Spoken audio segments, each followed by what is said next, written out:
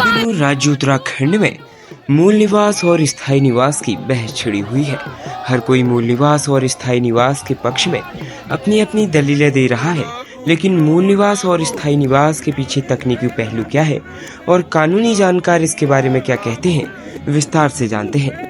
उत्तराखंड में मूल निवास 1950 को लागू करने की मांग तूल पकड़ रही है।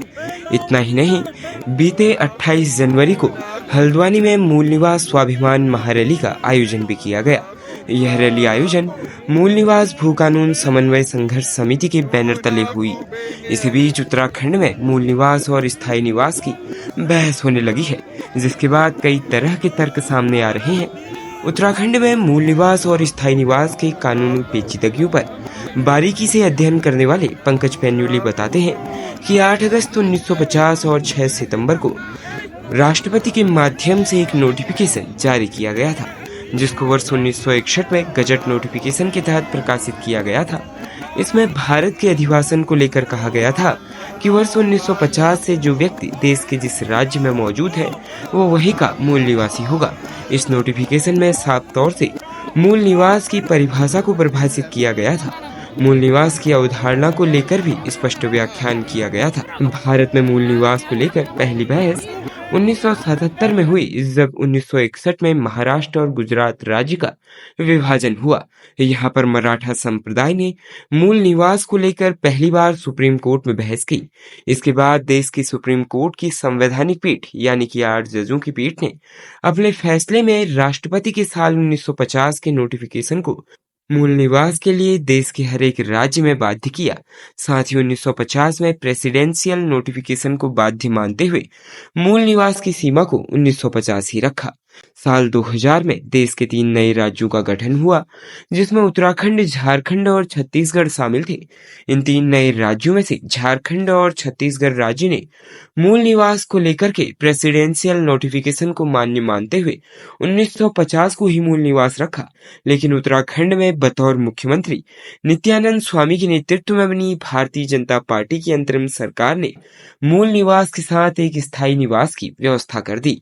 इसके तहत 15 वर्ष पूर्व से उत्तराखंड में रहने वालों के लिए स्थायी निवास की व्यवस्था कर दी गई, लेकिन उस वक्त मूल निवास के साथ स्थायी निवास को अनिवार्य किया गया था। यानी कि अंतिम संस्कार में मूल निवास को स्थायी निवास के साथ मान्यता दी गई थी, जिसके बाद ही स्थायी निवास की व्यवस्था उत्तराखंड में चल पड़ी।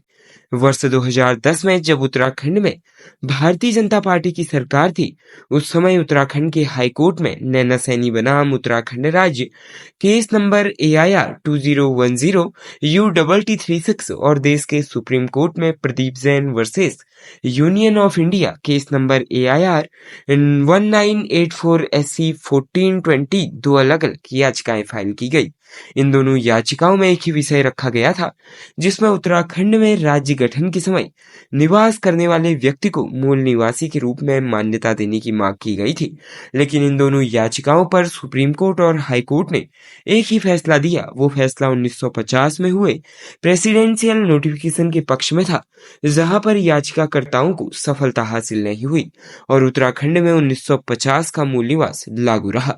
वर्ष 2012 में उत्तराखंड में राष्ट्रीय कांग्रेस की सरकार आई और इसी दौरान ही मूल निवास और स्थायी निवास को लेकर वास्तविक खेल हुआ।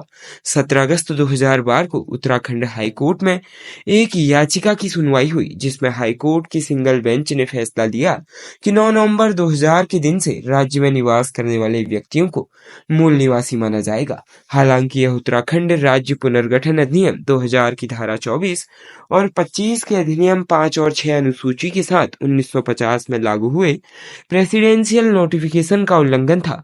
इसके बावजूद भी सरकार ने सिंगल बेंच के इस फैसले को चुनौती न देते हुए इसे स्वीकार कर लिया। साथ ही सरकार ने वर्ष 2012 के बाद से मूल निवास बनाने की व्यवस्था भी बंद कर दी। तब से उत्तराखंड में केवल स्थायी निवास की व्यवस्था ही लागू है। उत्तराखंड में मूल निवास स्वाभिमान आंदोलन की तैयारी कर रहे प्रबुद्ध लोगों के साथ इस आंदोलन आंदोलन में तकनीकी जानकार भी जुड़े हुए हैं। वहीं इन्हीं में से एक पंकज पन्यूली का कहना है कि वर्ष 2012 में उत्तराखंड हाईकोर्ट के सिंगल बेंच के फैसले को सरकार को चुनौती देनी चाहिए थी। यह कई मायनों में खामियां रखता है और इसे आसानी से कोर्ट में चुनौती दी जा सकती है। बावजूद इसके सरकार ने इसे मान्य किया और प्रदेश में लागू कर दिया, जबकि यह वैधानिक रूप से गलत भी है। उन्होंने कहा कि जहां एक तरफ जन आंदोलन के रूप में मूल निवास और मूल निवासियों के अधिकारियों को लेकर मांग की जा रही है, तो वहीं दूसरी तरफ इस पूरे विषय के तकनीकी पहलुओं पर भी लगातार काम किया जा रहा है। इस मामले को कोर्ट में भी चुनौती दी जाएगी। तकनीकी जानकार पेन्यूली का कहना है कि इस पूरे मामले पर सरकार की इच्छा शक्ति होनी बेहद जरूरी है।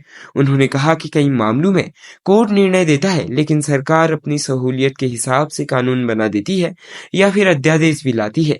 वहीं राज्य आंदोलनकारी प्रदीप कुकरेती का कहना है कि जनता जन आंदोलन के माध्यम से अपनी भावनाएं बता सकती है और कोर्ट में तकनीकी पहलुओं पर लड़ाई लड़ी जा सकती है, लेकिन इसके बावजूद भी धरातल पर काम करने की जरूरत और प्रदेश के निवासियों के हितों के बारे में सोचने की जिम्मेदारी सरकार की है। अगर सरकार अपनी जिम्मेदारी को समझे तो यह विषय आसानी से सुलझ सकता है।